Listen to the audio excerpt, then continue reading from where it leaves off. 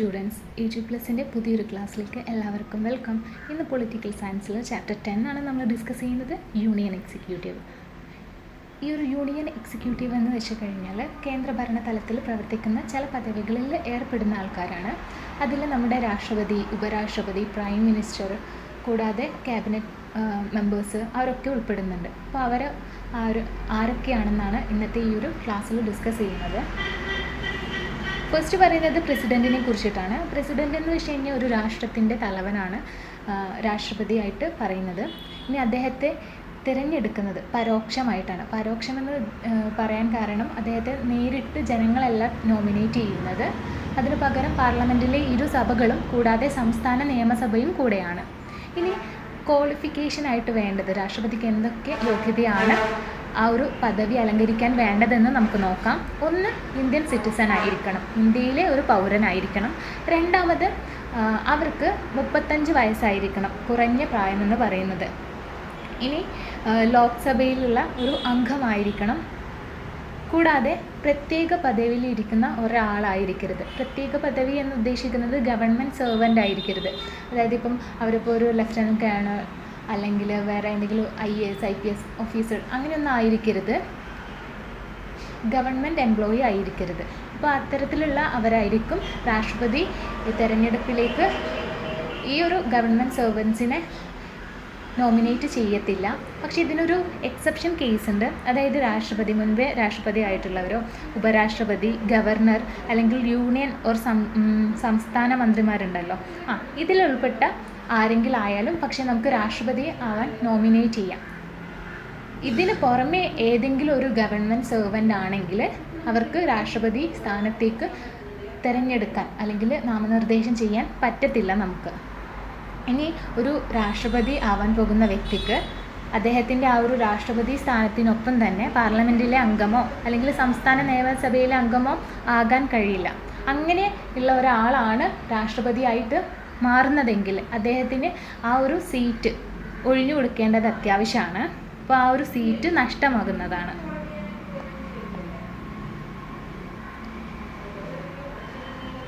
ഇനി എങ്ങനെയാണ് രാഷ്ട്രപതി തിരഞ്ഞെടുപ്പ് നടത്തുന്നതെന്ന് നോക്കാം. അതായത് ഇന്ത്യയുടെ രാഷ്ട്രപതിയെ തിരഞ്ഞെടുക്കുന്നത് ലോക്സഭയിലെയും രാജ്യസഭയിലെയും തിരഞ്ഞെടുക്കപ്പെട്ട അംഗങ്ങൾ മുഖേനയാണ്. കൂടാതെ സംസ്ഥാന നിയമസഭകളെ വിധാൻസഭ എന്നുകൂടെ പറയുന്നുണ്ട്. അതിലെ തിരഞ്ഞെടുക്കപ്പെട്ട അംഗങ്ങളാണ് രാഷ്ട്രപതിയെ തിരഞ്ഞെടുക്കുന്നത്. ഇനി ഇതിൽ നിന്ന് ഒഴിവാക്കപ്പെട്ട അംഗങ്ങൾ എന്ന് വെച്ച് കഴിഞ്ഞാൽ പാർലമെൻറ്റിലെ നാമനിർദ്ദേശം ചെയ്ത അംഗങ്ങൾ, അവരെ ഇതിൽ നിന്ന് ഒഴിവാക്കുന്നുണ്ട്. ഇവർക്ക് വോട്ട് ചെയ്യാൻ പറ്റില്ല. കൂടാതെ സംസ്ഥാന നിയമസഭാ കൗൺസിലുകളിലെ അംഗങ്ങൾക്കും ഈ ഒരു രാഷ്ട്രപതി തിരഞ്ഞെടുപ്പിലേക്ക് വോട്ട് ചെയ്യാൻ അനുവാദമില്ല. ഇനി എങ്ങനെയാണ് വോട്ട് ചെയ്യുന്നത്? നമ്മൾ പറഞ്ഞു പാർലമെൻറ്റിലെ ഇരു സഭകളും കൂടാതെ സംസ്ഥാന നിയമസഭയിലെ അംഗങ്ങളും കൂടിയാണ് വോട്ടിംഗ് ചെയ്യുന്നത്. ഇനി ഈ രണ്ട് ഭാഗങ്ങളിലും പാർലമെൻറ്റിലെ ആയാലും സംസ്ഥാന നിയമസഭകളിലെ അംഗങ്ങൾക്കായാലും ഒരു തുല്യ പ്രാതിനിധ്യം ഉറപ്പിക്കാൻ വേണ്ടിയിട്ട് നമ്മളൊരു ഫോർമുല യൂസ് ചെയ്യുന്നുണ്ട്. പിന്നെ ഇവർ single transferable vote system use ചെയ്തിട്ടാണ് തെരഞ്ഞെടുപ്പ് പ്രക്രിയ നടത്തുന്നത്. അതെന്താണെന്ന് ഞാൻ കുറച്ച് കഴിഞ്ഞാൽ പറഞ്ഞു തരാം. പക്ഷേ ഈ ഒരു വോട്ട് ഉണ്ടല്ലോ, അപ്പോൾ ഓരോ മെമ്പേഴ്സിനും അംഗങ്ങൾക്കും ഒരു പ്രധാനപ്പെട്ട വോട്ട് മൂല്യം ഉണ്ടായിരിക്കുന്നതാണ്.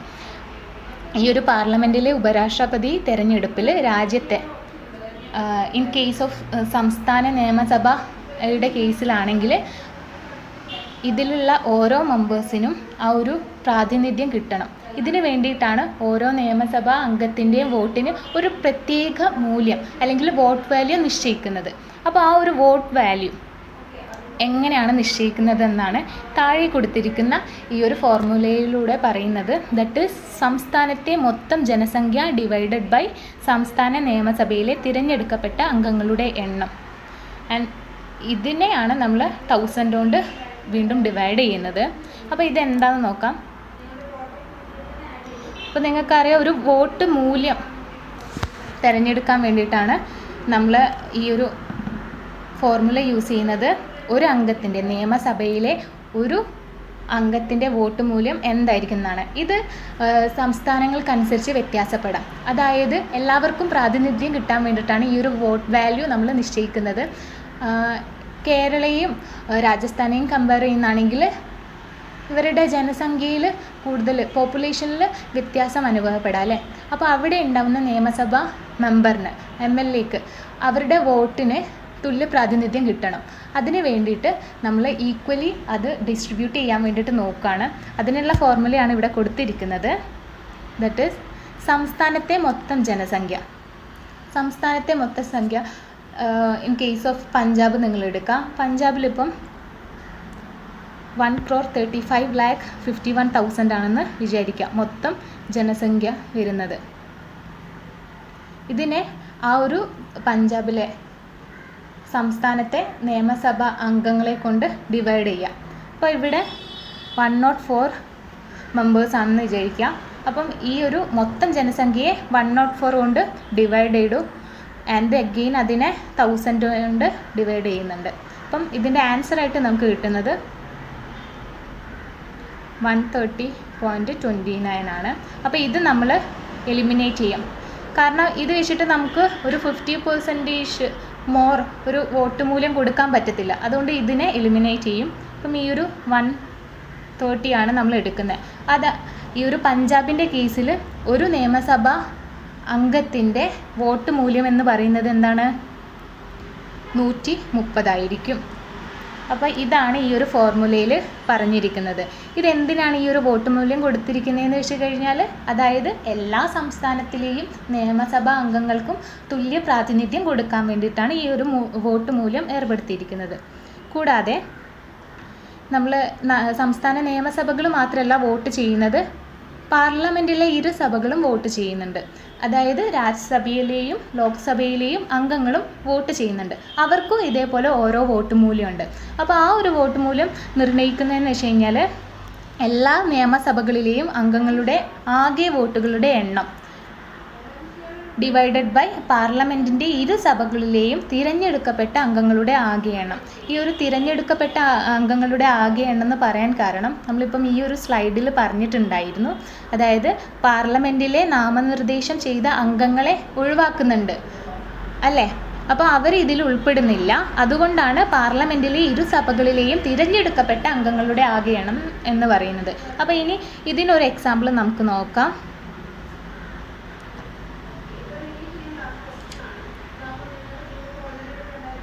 അപ്പോൾ നിങ്ങളൊന്ന് അസ്യൂം ചെയ്യാം, നമ്മുടെ ആ ഒരു ടോട്ടൽ നിയമസഭയിലെ ടോട്ടൽ അംഗങ്ങളുടെ എണ്ണം എന്ന് പറയുന്നത് 5,44,971 ആണെന്ന് വിചാരിക്കാം. നിയമസഭയിലെ മൊത്തം അംഗങ്ങളുടെ എണ്ണം വരുന്നത്. ഇനി ഇവയെ എന്താണ്?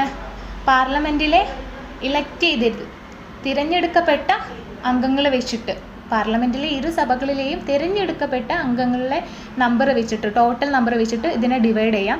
അപ്പോൾ അത് 776 ആണെന്ന് വിചാരിക്കാം.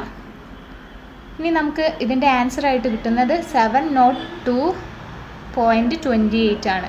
അപ്പം ഈ ഒരു 28 വെച്ചിട്ട് നമുക്കൊന്നും തന്നെ വോട്ടിന് മൂല്യം പ്രഖ്യാപിക്കാൻ കഴിയില്ല. ഇത് 50% മോർ കിട്ടത്തില്ല. ഇതൊരു വോട്ടായിട്ട് എടുക്കാൻ പറ്റത്തില്ല. അതുകൊണ്ട് ഇത് നമുക്ക് എലിമിനേറ്റ് ചെയ്യാം. പിന്നെ വരുന്നത് എന്താണ്? 702 ആണ്. അപ്പം ഈ ഒരു വോട്ട് മൂല്യം എന്ന് വെച്ച് കഴിഞ്ഞാൽ പാർലമെൻറ്റിലെ ഒരു അംഗത്തിൻ്റെ വോട്ട് മൂല്യം എന്ന് പറയുന്നത് ഇവിടെ ഇൻ ദിസ് കേസ് 702 ആണ്. അപ്പോൾ ഇങ്ങനെ വോട്ട് മൂല്യം കൊടുക്കുന്നത് അവരുടെ വോട്ടിന് അത്രയ്ക്കും പ്രാധാന്യമുണ്ട്. അതിനനുസരിച്ചായിരിക്കും നമുക്ക് ആ ഒരു രാഷ്ട്രപതി തെരഞ്ഞെടുപ്പിൽ വലിയ മാറ്റങ്ങൾ, ഒരു കേപ്പബിൾ ആയിട്ടുള്ള രാഷ്ട്രപതിനെ എല്ലാവർക്കും കൂടി തിരഞ്ഞെടുക്കാൻ പറ്റുന്നത്. ഇപ്പോൾ 2 തരത്തിലുള്ള വോട്ട് മൂല്യങ്ങൾ സംസ്ഥാന നിയമസഭയിലെയും കണ്ടു. പിന്നെ നമ്മൾ കണ്ടത് എന്താണ്? പാർലമെൻറ്റിലെ ഇരു സഭകളിലെയും കൂടെയുള്ള വോട്ട് മൂല്യമാണ്. അപ്പോൾ ഈ ഒരു കാര്യം മനസ്സിലായെന്ന് വിശ്വസിക്കുന്നു. ഇതൊക്കെ അതിൻ്റെ സ്ലൈഡ് തന്നെയാണ്. ഇംഗ്ലീഷിൽ പഠിക്കുന്ന സ്റ്റുഡൻസിന് നോക്കി പഠിക്കാവുന്നതാണ്. ഈ ഒരു PDF ഞാൻ അയച്ചു തരുന്നതായിരിക്കും. ഇനി മുൻപേ ഞാൻ പറഞ്ഞിട്ടുണ്ടായിരുന്നു, ഇലക്ട്രൽ കോളേജിൽ single transfer vote system use ചെയ്തിട്ടാണ് എന്താണ് വോട്ട് രേഖപ്പെടുത്തുന്നതെന്ന്. അപ്പോൾ ഇതെന്താണെന്നാണ് ഇനി പറയാൻ പോകുന്നത്.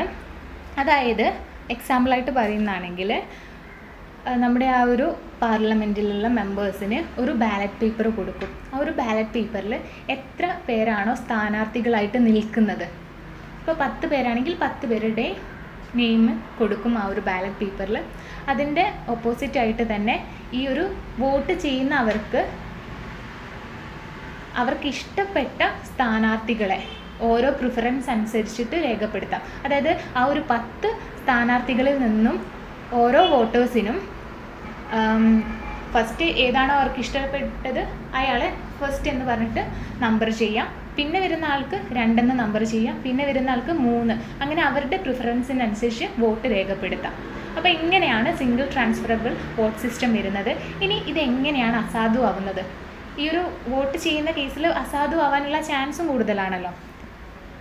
അപ്പോൾ അസാധു എങ്ങനെയാക്കാം, അല്ലെങ്കിൽ അറിയാതെ എങ്ങനെയാണ് അസാധു ആവുന്നതെന്ന് വെച്ച് കഴിഞ്ഞാൽ, ഒന്ന്, നമ്മളിപ്പം ഒരു ആദ്യ മുൻഗണന വരുന്നത് 2 പേരിൽ ഒക്കെ കൂടുതൽ പേരിലായിട്ട് ആ ഒരു മുൻഗണന കൊടുക്കുമ്പോൾ, അതായത് 2 പേർക്ക് നമ്മൾ ഫസ്റ്റ് ചോയ്സായിട്ട് ഫസ്റ്റ് പ്രിഫറൻസ് കൊടുക്കുന്നതാണെങ്കിൽ ആ ഒരു വോട്ട് അസാധുവാകും. ഇനി രണ്ടാമത്തെ കേസ് എന്ന് വെച്ച് കഴിഞ്ഞാൽ, ഒന്നാമത്തെ ആ ഒരു ഫസ്റ്റ് പ്രിഫറൻസ് അത് അടയാളപ്പെടുത്തിയില്ല, പിന്നെ അവർ ഫസ്റ്റായിട്ട് അടയാളപ്പെടുത്തുന്ന രണ്ടാമത്തെ പ്രിഫറൻസ് ആണെന്ന് വിചാരിക്കാം.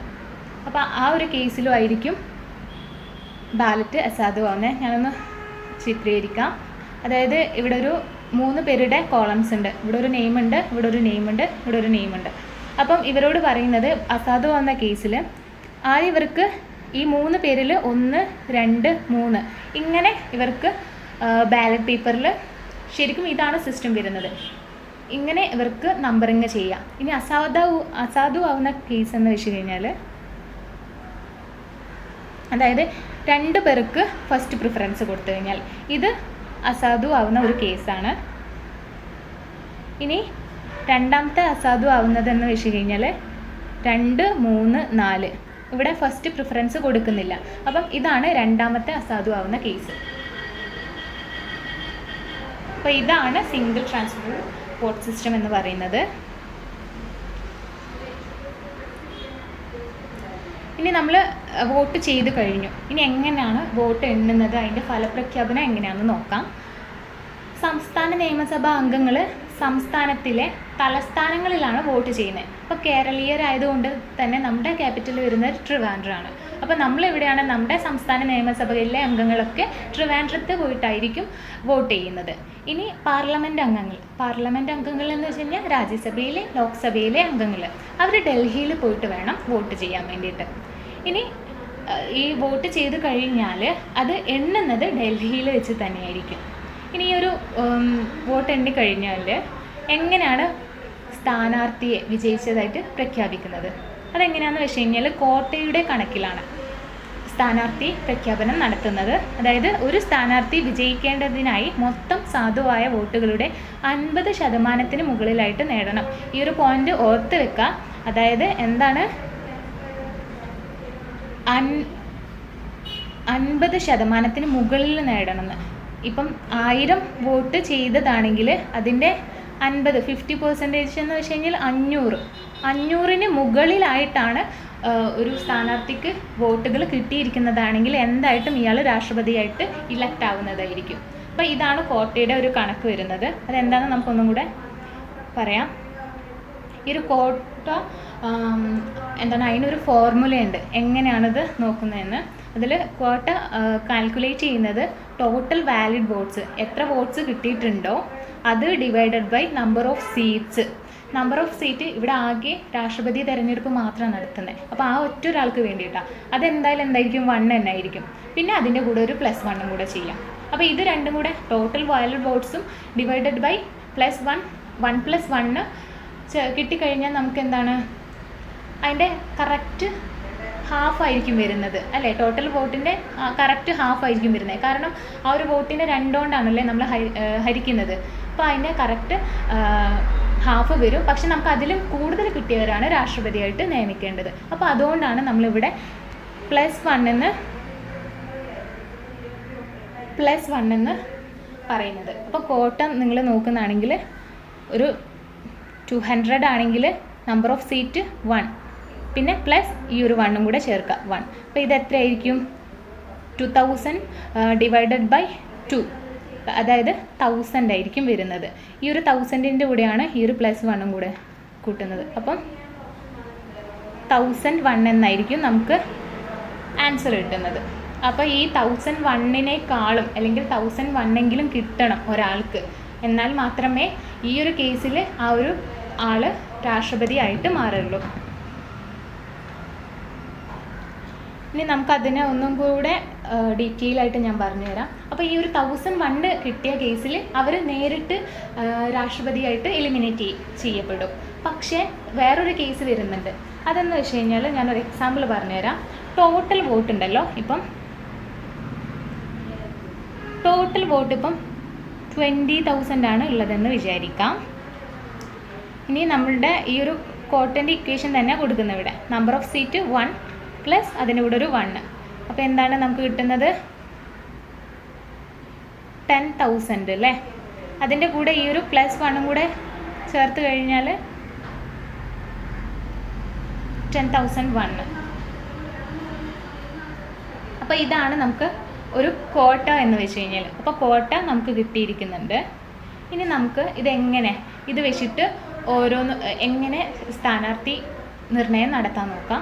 അതിൽ നിങ്ങളിവിടെ നോക്കാം, നമുക്ക് 4 സ്ഥാനാർത്ഥികളുണ്ടെന്ന് വിചാരിക്കുക, A, B, C, D.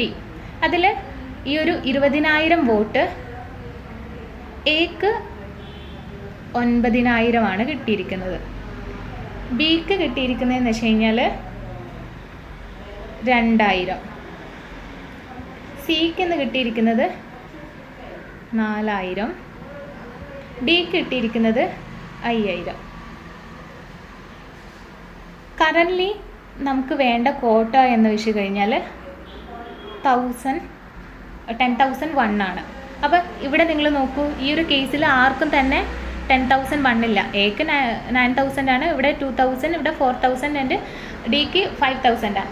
Currently ആർക്കും തന്നെ പെട്ടെന്ന് രാഷ്ട്രപതിയായിട്ട് നോമിനേറ്റ് പെടാൻ പറ്റുന്നില്ല.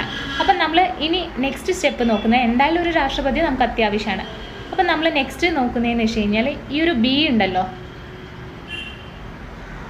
ഇവിടെ ടോട്ടൽ കിട്ടിയിരിക്കുന്ന വോട്ടിൽ A, B, C, D ഈ സ്ഥാനാർത്ഥികളെ വെച്ച് നോക്കുമ്പോൾ ഏറ്റവും കുറവ് വരുന്നത് ബിക്കാണ്. ബിക്ക് ആകെ 2,000 വോട്ട് മാത്രമേ ഉള്ളൂ. അപ്പോൾ അത്രയും ലീസ്റ്റായിട്ട് വരുന്ന ഈ ഒരു സ്ഥാനാർത്ഥിനെ എലിമിനേറ്റ് ചെയ്യും. അതായത് അയാൾക്ക് ഇനി മത്സരിക്കാൻ പറ്റത്തില്ല. പക്ഷെ അയാൾക്ക് കിട്ടിയ വോട്ട് എന്താക്കും, അത് ബാക്കിയുള്ളവർക്ക് സ്പ്ലിറ്റ് ചെയ്ത് കൊടുക്കും. അതായത് ഈക്വലി അല്ല സ്പ്ലിറ്റ് ചെയ്യുന്നത്, കൂടുതൽ ചാൻസ് ഉള്ളവർക്ക് കുറച്ചധികം കൊടുക്കും. അതായത് നമുക്ക് ഇതിന് 1,100 കൊടുക്കാം, ആൻഡ് ഇവിടെ ഒരു 500 കൊടുക്കാം. ഓക്കെ, ആൻഡ് റിമൈനിങ് ആയിട്ട് വരുന്നത് 400 ഉള്ളൂ. അത് എവിടെ കൊടുക്കുന്നു? നമ്മുടെ ഡിക്ക്. അപ്പോൾ ടോട്ടലി 1,100ഉം 500ഉം കൂട്ടിക്കഴിഞ്ഞാൽ 1,600 ആയി. പിന്നെ 400ഉം കൂട്ടിക്കഴിഞ്ഞ് കഴിഞ്ഞാൽ അത് 2,000 ആയി. അപ്പം ടോട്ടലി നമ്മൾ A, C, D 3 സ്ഥാനാർത്ഥികൾക്കുമായിട്ട് ഡിവൈഡ് ചെയ്തു. ഇനി നമ്മൾ ഇത് വെച്ചിട്ട് കാൽക്കുലേറ്റ് ചെയ്യും. അതായത് എക്ക് ഇനി എത്ര കിട്ടിയെന്ന് നോക്കും. അത് 9,000 പ്ലസ് 1,100 എന്ന് വെച്ച് കഴിഞ്ഞാൽ 10,000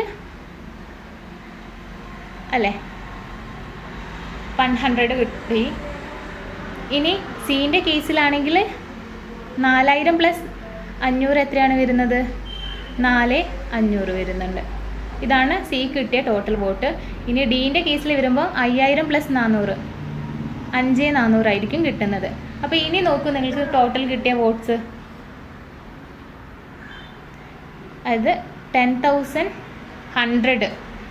ഇതും ഈ ഒരു വോട്ടും കൂടെ റിലേറ്റ് ചെയ്യുമ്പോൾ 50% മോറ് ആർക്ക് കിട്ടി? എ എന്ന് പറഞ്ഞുള്ള സ്ഥാനാർത്ഥിക്ക് കിട്ടി. അപ്പം നമുക്ക് മനസ്സിലാക്കാം എ ആയിരിക്കും നമ്മുടെ രാഷ്ട്രപതി, നെക്സ്റ്റ് രാഷ്ട്രപതിയായിട്ട് വരുന്നത് എ ആയിരിക്കും. അപ്പം ഇങ്ങനെയാണ് കോട്ട നമ്മൾ കാൽക്കുലേറ്റ് ചെയ്യുന്നത്. ഇനിയിപ്പം ഈ ഒരു സെക്കൻഡ് ഡിവിഷനിലും ഇതേപോലെ നടന്നില്ല എന്നുണ്ടെങ്കിൽ പിന്നെ നമ്മൾ ചെയ്യുന്നത് വീണ്ടും ലീസ്റ്റ് ആയിട്ടുള്ള ഏറ്റവും കുറഞ്ഞിരിക്കുന്ന വോട്ട് കിട്ടിയിരിക്കുന്ന സ്ഥാനാർത്ഥീനെ നമ്മൾ എലിമിനേറ്റ് ചെയ്യും. അവരുടെ വോട്ട് പിന്നെ സ്പ്ലിറ്റ് ചെയ്ത് കൊടുക്കും. എന്നിട്ട് നമ്മൾ ലാസ്റ്റ് അവസാനം ഒരു രാഷ്ട്രപതിനെ തിരഞ്ഞെടുക്കും. അങ്ങനെയാണ് ഈ ഒരു കോട്ട കാൽക്കുലേറ്റ് ചെയ്യുന്നത്. അതാണ് ഇവിടെ പറഞ്ഞിരിക്കുന്നത് കേട്ടോ. വോട്ടെണ്ണൽ പ്രക്രിയയും ഒരു കോട്ട എത്താത്ത പക്ഷം എന്താണ് നമ്മൾ ചെയ്യുന്നതെന്ന് അതാണ് നിങ്ങൾക്ക് ഞാൻ എക്സാമ്പിളിലൂടെ എക്സ്പ്ലെയിൻ ചെയ്ത് തന്നത്. ഇനി പ്രസിഡൻറ്റിൻ്റെ പ്രത്യേക അവകാശങ്ങൾ എന്തൊക്കെയാണ്, അതിൻ്റെ പ്രതിരോധ ശേഷികൾ. ഫസ്റ്റ് വരുന്നത് രാഷ്ട്രപതിയുടെ അധികാരങ്ങൾ പ്രയോഗിക്കുന്നതുമായി ബന്ധപ്പെട്ട് അദ്ദേഹത്തിന് ഒരു കോടതിയുടെയും മുന്നിൽ ഉത്തരവാദിത്തമില്ല. അദ്ദേഹത്തിന് സ്വന്തമായിട്ട് അധികാരങ്ങൾ പ്രയോഗിക്കാം, കോടതിയോട് ഉപദേശം ചോദിക്കേണ്ട ആവശ്യമില്ല. ഇനി രാഷ്ട്രപതിയായിരിക്കെ അവരെ അറസ്റ്റ് ചെയ്യാനുള്ള അല്ലെങ്കിൽ ക്രിമിനൽ കേസിൽ ഒരു കോടതിയിൽ രജിസ്റ്റർ ചെയ്യാനോ പറ്റത്തില്ല. മൂന്നാമത്തെ പോയിൻ്റായിട്ട് വരുന്നത് രാഷ്ട്രപതി അദ്ദേഹത്തിൻ്റെ കാലയളവിൽ ഏതെങ്കിലും കോടതിയിൽ ഹാജരാക്കപ്പെടാൻ നിർബന്ധിതനാകുന്നില്ല. ഇനി നാലാമത്തെ പോയിന്റ് എന്ന് വരുന്നത് രാഷ്ട്രപതിക്കെതിരെ ഒരു സിവിൽ കേസ് ഫയൽ ചെയ്യുന്നതിന് മുൻപ് 2 മാസം മുൻകൂട്ടി നോട്ടീസ് നൽകണം. എന്തെങ്കിലും കേസ് സിവിൽ കേസ് വരുന്നതാണെങ്കിൽ എന്താണ് 2 മാസം മുൻപ് തന്നെ അദ്ദേഹത്തിന് നോട്ടീസ് നൽകണം, എന്നാലും മാത്രമേ അത് ഫയൽ ചെയ്യാൻ പറ്റത്തുള്ളൂ. ഇനി രാഷ്ട്രപതിയെ ഒഴിവാക്കൽ. നമ്മൾ രാഷ്ട്രപതിയെ തിരഞ്ഞെടുത്തു കഴിഞ്ഞു, ഇനി എന്തൊക്കെ രീതിയിലൂടെയാണ് ഒഴിവാക്കാൻ പറ്റുന്നത്? അപ്പം ഈ ഒരു ഒഴിവാക്കൽ നടപ്പാക്കുന്നത് ഇംപീച്ച്മെൻ്റ് എന്ന് പറഞ്ഞിട്ടുള്ളൊരു പ്രോസസ്സിലൂടെയാണ്. ഇംപീച്ച്മെൻ്റ് എന്ന് വെച്ച് കഴിഞ്ഞാൽ ഒരു പൊതു പദവിയിലുള്ള വ്യക്തി അദ്ദേഹത്തിൻ്റെ അധികാരത്തെ ദുരുപയോഗപ്പെടുന്നതാണെങ്കിൽ, അല്ലെങ്കിൽ ആ ഒരു പദവിക്ക് അയോഗ്യനാണെങ്കിൽ, അതുമല്ലെങ്കിൽ എന്തെങ്കിലും നിയമവിരുദ്ധ പ്രവർത്തനങ്ങൾ അദ്ദേഹം ചെയ്തിട്ടുണ്ടെങ്കിൽ ആ ഒരു സ്ഥാനത്ത് നിന്നും പദവിയിൽ നിന്നും അദ്ദേഹത്തെ നീക്കം ചെയ്യാനുള്ള ഒരു ഔപചാരികമായിട്ടുള്ള നടപടിയാണ് ഇംപീച്ച്മെൻ്റ് എന്ന് പറയുന്നത്. ഇതിനെ കൗൺസിലിംഗ്, പദവിയിൽ നിന്ന് നീക്കം ചെയ്യൽ അല്ലെങ്കിൽ പദവിയിൽ നിന്നുള്ള പുറത്താക്കൽ നടപടികൾ എന്നും കൂടെ നമുക്കിതിനെ വിളിക്കാം. അപ്പം ഇതിൻ്റെ രാഷ്ട്രപതിയെ ഒഴിവാക്കുന്നതിൻ്റെ ഫസ്റ്റ് ഇനീഷ്യൽ സ്റ്റെപ്പാണ് വരുന്നത് ഇംപീച്ച്മെൻറ്റ്. ഇത് ഈ ഒരു പ്രമേയം, ഇംപീച്ച്മെൻറ്റ് പ്രമേയം പാർലമെൻറ്റിൻ്റെ എല്ലാ സഭകളിലും അവതരിപ്പിക്കണം. ആ സഭയിലെ 4 കുറഞ്ഞില്ലാത്ത അംഗങ്ങൾ പ്രമേയത്തിന് മുൻകൂട്ടി നോട്ടീസ് നൽകണം. അപ്പം ആ സഭയിലുള്ള 4 ഒരംഗങ്ങളെങ്കിലും എന്താണ് ആ ഒരു പ്രമേയത്തിന് വേണ്ടിയിട്ട് മുൻകൂട്ടി നോട്ടീസ് നൽകേണ്ടതായിരിക്കുന്നു. ഇനി ആദ്യ സഭയിലെ അംഗീകാരം. ഇപ്പോൾ രാജ്യസഭയിലാണെങ്കിൽ ആ ഒരു രാജ്യസഭയിലുള്ള അംഗങ്ങളുടെ 2/3 ഭൂരിപക്ഷമെങ്കിലും ഈ ഒരു ഇംപീച്ച്മെൻറ്റ് പ്രമേയത്തോട് അനുകൂലിച്ചിരിക്കണം. ഇതായിരിക്കും ഫസ്റ്റ് കേസ് നടക്കുന്നത്. പിന്നെ രണ്ടാം സഭ ഇത് വേണ്ടിയിട്ട് അന്വേഷിക്കും. ആദ്യ സഭ അംഗീകരിച്ചു കഴിഞ്ഞാൽ പിന്നെ രണ്ടാമത്തെ സഭ ഇത് പരിശോധിക്കും. അങ്ങനെ ആ ഒരു ടൈമിൽ രാഷ്ട്രപതിക്ക് വേണമെങ്കിൽ സ്വന്തമായിട്ട്, രാഷ്ട്രപതിയാണല്ലോ, അത് പ്രതിരോധിക്കാനുള്ള ശേഷിയുണ്ട്, അല്ലെങ്കിൽ അഭിഭാഷകനിലൂടെ പ്രതിരോധിക്കാനുള്ള അവകാശവും നൽകുന്നുണ്ട്. ഇനി വരുന്ന കേസ് എന്ന് വെച്ച് കഴിഞ്ഞാൽ, ഇനി ആ ഒരു ഫസ്റ്റ് സഭ അത് പ്രമേയം പാസ്സാക്കി, ഇനിയിപ്പോൾ രണ്ടാമത്തെ സഭയും അതിനെ അനുകൂലിക്കുന്നതാണെങ്കിൽ, അതും ആ ഒരു 2/3 ഭൂരിപക്ഷത്തോടെ അംഗീകരിക്കുന്നതാണെങ്കിൽ രാഷ്ട്രപതി തീർച്ചയായിട്ടും പുറത്താക്കപ്പെടും. കാരണം ഈ ഒരു ഇരു സഭകളിലെയും മെമ്പേഴ്സ് തന്നെയാണ് രാഷ്ട്രപതിയെ തിരഞ്ഞെടുക്കുന്നത്. അപ്പോൾ അദ്ദേഹം ഇങ്ങനെ നിയമവിരുദ്ധ പ്രവർത്തനങ്ങളിൽ ഏർപ്പെട്ട് കഴിഞ്ഞാൽ അവരുടെ ഈ ഒരു ഇംപീച്ച്മെൻറ്റ് നടപടിയിലൂടെ തന്നെ ഈ ഒരു രാഷ്ട്രപതിയെ നമുക്ക് പുറത്താക്കാൻ കഴിയുന്നതാണ്. നമ്മുടെ ഈ ഒരു ഇന്ത്യയിലെ ഇംപീച്ച്മെൻറ്റ് പ്രക്രിയ അമേരിക്കയെ വെച്ച് നോക്കുമ്പോൾ കുറച്ചും കൂടെ ഹാർഡായിട്ടുള്ളതാണ് കേട്ടോ. ഇനി രാഷ്ട്രപതിയുടെ അധികാരങ്ങൾ ഏതൊക്കെ മേഖലയിൽ കിടക്കുന്നുണ്ടെന്ന് നോക്കാം. അതിൽ ഫസ്റ്റ് വരുന്നത് എക്സിക്യൂട്ടീവ് അധികാരങ്ങളാണ്. എക്സിക്യൂട്ടീവ് അധികാരങ്ങളിൽ സുപ്രീം കോടതിയിലെ ചീഫ് ജസ്റ്റിസ്, പിന്നെ ഹൈക്കോടതി ജഡ്ജിമാരൊക്കെ ഉണ്ടാവില്ലേ, കൂടാതെ ഗവർണർമാർ, LT governor, attorney general, controller and auditor general, chief election commissioner, പിന്നെ UPSC അംഗങ്ങളെന്ന് വെച്ച് കഴിഞ്ഞാൽ IAS, IPS, IFS ഉദ്യോഗസ്ഥർ, അവരൊക്കെ തിരഞ്ഞെടുക്കുന്നത് ആരായിരിക്കും? അല്ലെങ്കിൽ അവരെ നിയമിക്കുന്നത് നമ്മുടെ രാഷ്ട്രപതി ആയിരിക്കും. ഇനി ഈ നിയമനങ്ങളൊക്കെ നടത്തുന്നത് പ്രധാനമന്ത്രിയുടെ ഉപദേശത്തെ അനുസരിച്ചായിരിക്കും കേട്ടോ. കൂടാതെ ജുഡീഷ്യൽ നിയമനം എന്ന് വെച്ച് കഴിഞ്ഞാൽ നമ്മുടെ സുപ്രീം കോർട്ടിലെ ചീഫ് ജസ്റ്റിസിനെ അല്ലെങ്കിൽ ഹൈക്കോർട്ടിലെ ജഡ്ജിമാരൊക്കെ നിയമിക്കുമ്പോൾ ഇതാണ് ജുഡീഷ്യൽ നിയമനം എന്ന് പറയുന്നത്. ഇത് കൊളീജിയം എന്ന് പറഞ്ഞിട്ടുള്ളൊരു പാനലുണ്ട്, അവരുടെ പിന്തുണയോടെ കൂടെയാണ് ചീഫ് ജസ്റ്റിസിനെയൊക്കെ നമ്മൾ നിയമിക്കുന്നത് രാഷ്ട്രപതി. ഇനി രാഷ്ട്രപതി എന്ന് വെച്ച് കഴിഞ്ഞാൽ സൈന്യത്തിൻ്റെ ഉയർന്ന നേതാവാണ്. അദ്ദേഹത്തിന് അതുകൊണ്ട് തന്നെ കര, നാവിക, വ്യോമസേനയിലെ മേധാവികളെ നിയമിക്കാനുള്ള ആ ഒരു ഇത് കൂടെ ഉണ്ട്, റൈറ്റ് കൂടെ ഉണ്ട്. കൂടാതെ യുദ്ധം പ്രഖ്യാപിക്കുന്നതും സമാധാനം നടത്തുന്നതും വിദേശ കാര്യങ്ങൾ കൈകാര്യം ചെയ്യുന്നതും അദ്ദേഹത്തിൻ്റെ അധികാര പരിധിയിൽ പെടുന്ന ഒന്നാണ്. പിന്നെ വിദേശ രാജ്യങ്ങളിലേക്കുള്ള അംബാസിഡർ, ഉയർന്ന കമ്മീഷണർമാർ അവരെ നിയമിക്കുന്നതും കൂടാതെ അവരെ സ്വീകരിക്കുന്നതൊക്കെ രാഷ്ട്രപതിയാണ്. ഇതാണ് അദ്ദേഹത്തിൻ്റെ എക്സിക്യൂട്ടീവ് പവർ എന്ന് പറയുന്നത്. ഇനി രണ്ടാമത് വരുന്നത് അദ്ദേഹത്തിൻ്റെ നിയമനിർമ്മാണ അധികാരങ്ങളാണ്, അല്ലെങ്കിൽ ലെജിസ്ലേറ്റീവ് പവർ എന്ന് പറയും. പാർലമെൻറ്റിൻ്റെ സമ്മേളനങ്ങൾ വിളിക്കുകയും നിർത്തിവയ്ക്കുകയും പിരിച്ചുവിടുകയും ചെയ്യുന്നു. ഇത് നിയമനിർമ്മാണ അധികാരങ്ങളിൽ പെടുന്നതാണ്. കൂടാതെ പണസംബന്ധമല്ലാത്ത ബില്ലുകൾ തർക്കം പരിഹരിക്കാൻ പാർലമെൻറ്റിൻ്റെ സംയുക്ത സമ്മേളനം വിളിക്കുന്നു.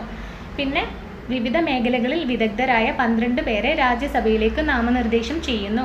ആവശ്യമെങ്കിൽ 2 ആംഗ്ലോ ഇന്ത്യൻ അംഗങ്ങളെ ലോക്സഭയിലേക്ക് നാമനിർദ്ദേശം ചെയ്യുകയും ചെയ്യുന്നുണ്ട്. അപ്പം നിങ്ങൾക്കൊരു ഈ ഒരു പോയിന്റ് മനസ്സിലാക്കണമെങ്കിൽ അതിനെക്കുറിച്ച് ചെറിയൊരു ഐഡിയ വേണം. രാജ്യസഭയിൽ നമുക്ക് ആകെ 250 അംഗങ്ങളാണുള്ളത്. അതിൽ 238 പേരും സ്റ്റേറ്റ് അല്ലെങ്കിൽ കേന്ദ്രഭരണ പ്രദേശത്ത് നിന്ന് വരുന്ന പ്രതിനിധികളാണ്. പിന്നെ ബാക്കി 12 പേരെയാണ് രാഷ്ട്രപതി തിരഞ്ഞെടുക്കുന്നത്. ഈ ഒരു രാഷ്ട്രപതി ഇങ്ങനെ 12 പേരെ തിരഞ്ഞെടുക്കുന്നത് പല മേഖലകളിൽ പ്രഗത്ഭരായിട്ടുള്ളതാണ്. കല, കായിക, പിന്നെ അങ്ങനെ റിലേറ്റഡ് ആയിട്ടുള്ള എല്ലാ മേഖലകളിലും പ്രശസ്തരായിട്ടുള്ള 12 പേരെയാണ് രാഷ്ട്രപതി നോമിനേറ്റ് ചെയ്യുന്നത്. ചില 2 ആംഗ്ലോ ഇന്ത്യൻസ് അംഗങ്ങളും ഈ ഒരു ലോക്സഭയിലേക്കാണ് ആംഗ്ലോ ഇന്ത്യൻ അംഗങ്ങളെ നോമിനേറ്റ് ചെയ്യുന്നത്. 12 പേരെ വിദഗ്ധരായിട്ടുള്ള 12 പേരെ രാജ്യസഭയിലേക്കാണ് നോമിനേറ്റ് ചെയ്യുന്നത്. ഇനി ബില്ലുകൾക്ക് സമ്മതം നൽകുക, അല്ലെങ്കിൽ ഒരു തവണയ്ക്കായി തിരികെ അയക്കുക, ബില്ല് വീണ്ടും പാസ്സാക്കുക, ഇതൊക്കെ സമ്മതം നൽകുന്നത് രാഷ്ട്രപതിയാണ്. പിന്നെ പാർലമെൻറ്റ് അവധിയിലുള്ളപ്പോൾ ഓർഡിനൻസുകൾ പുറപ്പെടുവിക്കുന്നു. പിന്നീട് പാർലമെൻറ്റിൻ്റെ അംഗീകാരം ലഭിക്കണം. അതായത് പാർലമെൻറ്റിൻ്റെ അവധിയിലായിരിക്കാന്ന് വെച്ച് കഴിഞ്ഞാൽ ഓർഡിനൻസ് എന്ന് വെച്ച് കഴിഞ്ഞാൽ നോർമലി അടിയന്തര സാഹചര്യങ്ങളിൽ രാഷ്ട്രപതി പാർലമെൻറ്റ് ഇല്ലെങ്കിൽ അല്ലെങ്കിൽ നിയമസഭയുടെ യോഗം ചേർന്നുകൊണ്ട് പാസ്സാക്കാനുള്ള സമയമില്ലാത്തത് കൊണ്ട് പുറപ്പെടുവിക്കുന്ന ഒരു ഇതാണ് ഓർഡിനൻസ് എന്ന് പറയുന്നത്. അപ്പം അത് പെട്ടെന്നുള്ള സാഹചര്യങ്ങളിൽ രാഷ്ട്രപതിക്ക് പുറപ്പെടുവിക്കാൻ കഴിയുന്നതായിരിക്കും. ഇത് അദ്ദേഹത്തിൻ്റെ ലെജിസ്ലേറ്റീവ് പവറിൽ വരുന്നതാണ്. ഇനി അദ്ദേഹത്തിൻ്റെ ഫിനാൻഷ്യൽ പവറാണ്, അല്ലെങ്കിൽ സാമ്പത്തിക അധികാരങ്ങൾ എന്ന് വെച്ച് കഴിഞ്ഞാൽ പണം സംബന്ധമായിട്ടുള്ള ബില്ലുകൾ രാഷ്ട്രപതിയുടെ മുൻ അനുമതിയോടെയാണ് അവതരിപ്പിക്കേണ്ടത്. അപ്പം ആ ഒരു മണി ബിൽസ് എല്ലാം അവതരിക്കുന്നതിന് മുൻപ് തന്നെ അത് ആയിട്ട് ഡിസ്കസ് ചെയ്യണം, നമ്മുടെ രാഷ്ട്രപതിയായിട്ട് ഡിസ്കസ് ചെയ്യണം. പിന്നെ ഇന്ത്യയുടെ അനിശ്ചിത ഫണ്ട് നിയന്ത്രിക്കുകയും അനിഷ്ട സംഭവങ്ങൾക്കായി ചിലവിടുകയും ചെയ്യുന്നുണ്ട്.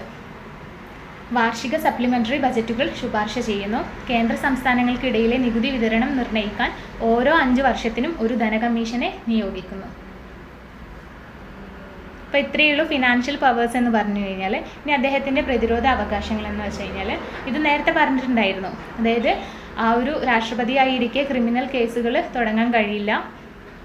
പിന്നെ അങ്ങനെ എന്തെങ്കിലും കോടതിയിൽ ഹാജരാകുന്ന കേസ് എന്തെങ്കിലും ഉണ്ടെങ്കിൽ, സിവിൽ കേസൊക്കെ ഉള്ളതാണെങ്കിൽ അത് മുതൽ അദ്ദേഹത്തിന് സംരക്ഷണം ഏർപ്പെടുത്തുന്നതായിരിക്കും.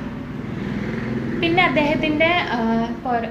അദ്ദേഹത്തിൻ്റെ മിസലേനിയസ് ആയിട്ടുള്ള കാര്യങ്ങളെന്ന് പറയാമെന്നുണ്ടെങ്കിൽ കേന്ദ്രമന്ത്രിസഭയുടെ ഉപദേശപ്രകാരം പ്രവർത്തിക്കണം. കൂടാതെ പ്രധാനമന്ത്രിയിലൂടെ അത് കൈമാറ്റം ചെയ്യുകയും ചെയ്യണം. ഇനി അദ്ദേഹം ഒരു തവണ തീരുമാനങ്ങൾ പറഞ്ഞു കഴിഞ്ഞാൽ അത് പുനഃപരിശോധിക്കാനുള്ള അവകാശം അത് പരിമിതമാണ്. അത് പിന്നീട് വീണ്ടും അത് പുനഃപരിശോധിക്കാൻ അദ്ദേഹത്തിന് ആവശ്യപ്പെടാൻ കഴിയില്ല. അപ്പോൾ ഇതാണ് മിസലേനിയസ് ആയിട്ടുള്ള ഫാക്റ്റ് ആയിട്ട് വരുന്നത്. അപ്പോൾ ഇത്രയേ ഉള്ളൂ രാഷ്ട്രപതി എന്ന് പറഞ്ഞു കഴിഞ്ഞാൽ. ഇനി നെക്സ്റ്റ് പറയുന്നത് ഉപരാഷ്ട്രപതി. രാഷ്ട്രപതിൻ്റെ കേസിൽ പറഞ്ഞ പോലെ തന്നെയാണ് ഉപരാഷ്ട്രപതിയും. അദ്ദേഹം ആ ഒരു സിംഗിൾ വോട്ട് ട്രാൻസ്ഫർ സിസ്റ്റം വഴിയാണ് തിരഞ്ഞെടുക്കപ്പെടുന്നത്. പിന്നെ ആണെങ്കിൽ രാഷ്ട്രപതിയെ പോലെ 35 വയസ്സായിരിക്കണം, ഇന്ത്യൻ പൗരനായിരിക്കണം, പിന്നെ രാജ്യസഭയിലെ അംഗത്തിന് യോഗ്യനായിരിക്കണം. പിന്നെ ആണെങ്കിൽ നേരത്തെ പറഞ്ഞിട്ടുണ്ടായിരുന്നല്ലോ ലാഭമുള്ള പദവിയിൽ പ്രവർത്തിക്കരുതെന്ന്. ആ ഒരു കാരണം എന്ന് വെച്ച് കഴിഞ്ഞാൽ അറിയാമല്ലോ, ഗവൺമെൻറ് സെർവൻ്റ് ആയിരിക്കരുത്.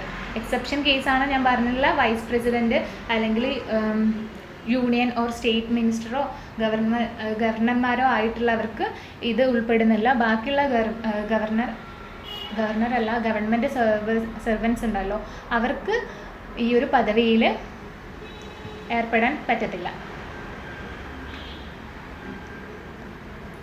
ഇനി ഉപരാഷ്ട്രപതിയുടെ ചുമതലകളാണ്. അദ്ദേഹം രാജ്യസഭയുടെ അധ്യക്ഷനാണ്. പിന്നെ നടപടിക്രമങ്ങൾ നയിക്കുകയും ചർച്ചകൾക്കും ചോദ്യങ്ങൾക്കും അനുമതി നൽകുകയും സമവായത്തിന് കഷ്ടിക്കുന്ന വിഷയങ്ങൾ തുല്യ വോട്ടുണ്ടായാൽ നിർണായക വോട്ട് ഉപയോഗിക്കുകയും ചെയ്യുന്നു. അതായത് രാജ്യസഭയിലെ അധ്യക്ഷനായതുകൊണ്ട് തന്നെ ആ ഒരു നടപടിക്രമങ്ങൾ നയിക്കേണ്ടത് അദ്ദേഹത്തിൻ്റെ ചുമതലയാണ്. പിന്നെ ചർച്ചകളും ചോദ്യങ്ങളും ഉണ്ടായിക്കഴിഞ്ഞാൽ അതിന് അനുമതി നൽകുകയും കൂടാതെ എന്തെങ്കിലും വിഷയങ്ങളിൽ രണ്ട് ഭാഗങ്ങളിലായിട്ട് തുല്യ വോട്ട് ഉണ്ടായി കഴിഞ്ഞു കഴിഞ്ഞാൽ അതിൽ കൂടുതൽ പേഴ്സൻറ്റേജ് നോക്കി മെജോറിറ്റി വെച്ചിട്ടാണല്ലോ നമ്മൾ അതിനെ വിജയിച്ച് പ്രഖ്യാപിക്കുന്നത്. അപ്പം ആ ഒരു വിഷയത്തിൽ ഉപരാഷ്ട്രപതിക്ക് കൈകാര്യം ചെയ്യാം. അദ്ദേഹത്തിൻ്റെ നിർണായക വോട്ട് അദ്ദേഹത്തിന് രേഖപ്പെടുത്താം. പിന്നെ പ്രസിഡൻറ്റിൻ്റെ പദവി ഒഴിഞ്ഞു കഴിഞ്ഞാൽ പ്രസൻ്റ്ലി ഉണ്ടാവുന്ന പ്രസിഡൻറ്റ് മരണപ്പെടുകയോ അല്ലെങ്കിൽ രാജിവെക്കുകയോ കൂടാതെ ഇംപീച്ച്മെൻറ്റ് നടപടിയിൽ പദവി ഒഴിഞ്ഞു കഴിഞ്ഞാൽ 6 മാസം വരെ ഈ ഒരു പ്രസിഡൻറ്റിൻ്റെ ചുമതലകൾ ഉപരാഷ്ട്രപതിക്ക് നിർവഹിക്കാൻ പറ്റുന്നതായിരിക്കും. ഇനി പ്രസിഡൻറ്റ് താൽക്കാലികമായി ചുമതലകൾ നിർവഹിക്കാൻ പരാജയപ്പെടുകയാണെങ്കിൽ ഈ ഒരു ഘട്ടത്തിൽ ചുമതലകൾ താൽക്കാലികമായി നിർവഹിക്കുന്നത് നമ്മുടെ രാഷ്ട്രപതിയാണ്. പക്ഷേ എന്നിരുന്നാലും ഔദ്യോഗികമായിട്ട് ഉപരാഷ്ട്രപതി രാഷ്ട്രപതി സ്ഥാനത്തേക്ക് അർഹനല്ല. അദ്ദേഹം ജസ്റ്റ് അതിനെ പ്രൊട്ടക്റ്റ് ചെയ്യുന്നു. ആ ഒരു ടൈം വരെ 6 മന്ത്സ് ഡ്യൂറേഷനിലേക്ക് ആ ഒരു സ്ഥാനമാനങ്ങൾ നിലനിർത്തുന്നു എന്ന് മാത്രമേ ഉള്ളൂ.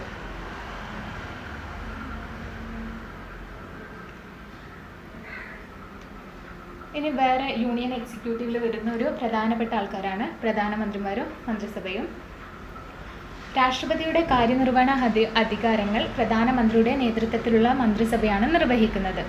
രാഷ്ട്രപതി ഭരണഘടനാ തലവനാണ്. എന്നാൽ യഥാർത്ഥ ഭരണ നേതാവും തീരുമാനകർത്താവും പ്രധാനമന്ത്രിയാണ്. അപ്പം പ്രധാനമന്ത്രിയും മന്ത്രിസഭയും രണ്ടും ഒരുമിച്ച് വരുന്നതാണ്.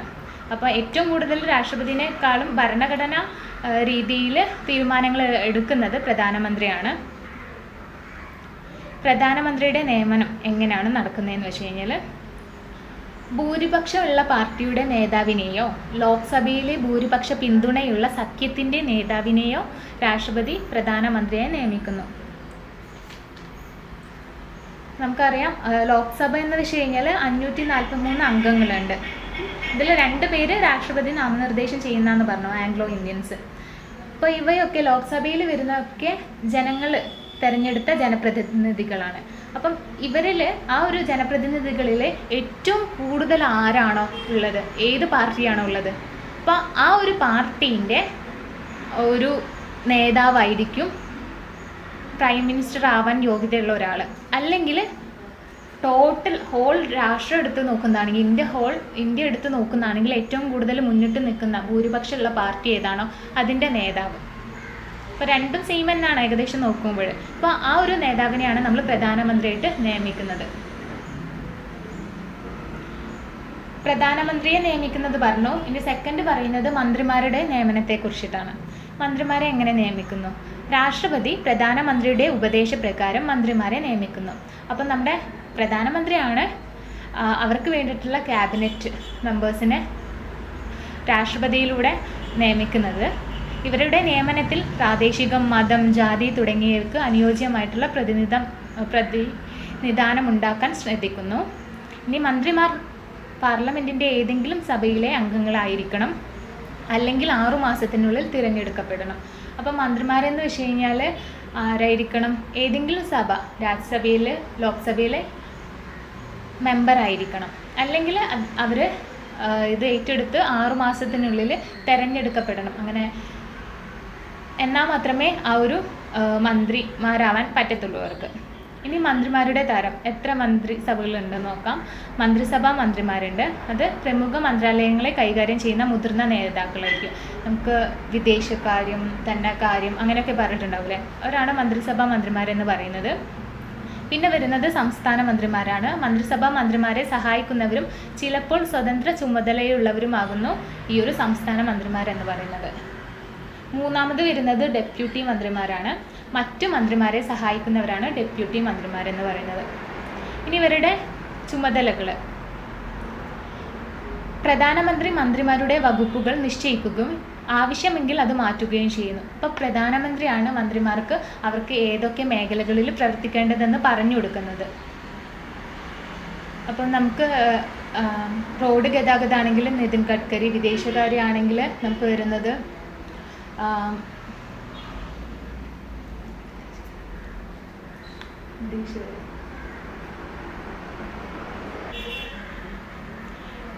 ഇനി എങ്ങനെയാണ് പ്രധാനമന്ത്രിയുടെ രാജി അല്ലെങ്കിൽ മരണം സംഭവിച്ചു കഴിഞ്ഞാൽ നെക്സ്റ്റ് എന്താണ്? പ്രധാനമന്ത്രി രാജി സമർപ്പിക്കുകയോ മരിക്കുകയോ ചെയ്താൽ മുഴുവൻ മന്ത്രിസഭയും രാജിവെക്കുന്നു. പ്രധാനമന്ത്രിയാണ് മന്ത്രിസഭ രൂപീകരിക്കുകയും നേതൃത്വം നൽകുകയും ചെയ്യുന്നത്. അപ്പം ഓർക്കേണ്ട ഒരു കാര്യം എന്ന് പറഞ്ഞു കഴിഞ്ഞാൽ, നമുക്കറിയാം മന്ത്രിസഭയുടെ രൂപകൽപ്പന അല്ലെങ്കിൽ അത് നിർമ്മിക്കുന്ന ആരാണ്? നമ്മുടെ പ്രധാനമന്ത്രിയാണല്ലേ. അദ്ദേഹത്തിൻ്റെ നാമനിർദ്ദേശത്തിലൂടെയാണ് പല വകുപ്പുകളിലേക്കും മന്ത്രിമാരെ നമ്മൾ ഇലക്ട് ചെയ്യുന്നത്. അപ്പോൾ അദ്ദേഹം മരിക്കുകയാണെങ്കിലോ അല്ലെങ്കിൽ രാജി സമർപ്പിക്കുകയാണെങ്കിലും ആ ഒരു മൊത്തം മന്ത്രിസഭയും ഇല്ലാതാകും. അതായത് ഏറ്റവും കൂടുതൽ ഭൂരിപക്ഷമുള്ള പാർട്ടീൻ്റെ നേതാവാണല്ലോ പ്രൈം മിനിസ്റ്റർ ആവുന്നത്. അപ്പം ആ ഒരു പാർട്ടീൻ്റെ മെമ്പേഴ്സ് തന്നെ ആയിരിക്കും പല മന്ത്രിമാരുമായിട്ട് പല വകുപ്പുകളിലേക്കും മാറുന്നത്. അപ്പം ടോട്ടൽ ആ ഒരു ഹോൾ പാർട്ടി അതിൻ്റെ ഏറ്റവും വലിയ നാഴികക്കല്ലായിട്ടുള്ള പ്രൈം മിനിസ്റ്റർ മരണപ്പെടുകയോ രാജിവെക്കുകയോ ചെയ്യുന്നതാണെങ്കിൽ അവർ മൊത്തത്തിൽ തന്നെ അവിടുന്ന് തുടച്ചു മാറ്റപ്പെടുകയാണ് ചെയ്യുന്നത്. അപ്പോൾ ഇത്രയേ ഉള്ളൂ പ്രധാനമന്ത്രിയുടെ രാജിയോ മരണം വരുമ്പോൾ സംഭവിക്കുന്നത്. അപ്പോൾ ഇന്നത്തെ ക്ലാസ്സിൽ നമ്മൾ ഇത്രയും കാര്യങ്ങളാണ് പഠിച്ചിട്ടുള്ളത്. അതായത് രാഷ്ട്രപതിയെക്കുറിച്ച് പറഞ്ഞു, ഉപരാഷ്ട്രപതി, പ്രൈം മിനിസ്റ്റർ ആൻഡ് മന്ത്രിസഭ. അപ്പം ഇത്രയും കാര്യങ്ങളാണ് യൂണിയൻ എക്സിക്യൂട്ടീവിൽ വരുന്നത്.